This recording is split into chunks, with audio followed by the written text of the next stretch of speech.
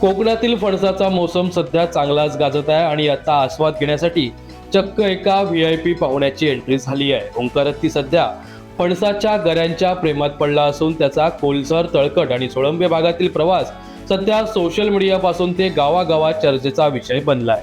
ओंकार हत्ती फणसाचे गरे खाण्यासाठी रस्त्यावरून प्रवास करत जंगलाच्या दिशेने निघाला आहे.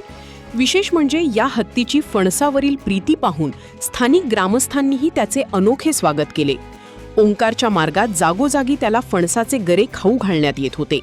एक एक गरा खात हत्ती हळूहळू पुढे सरकत होता.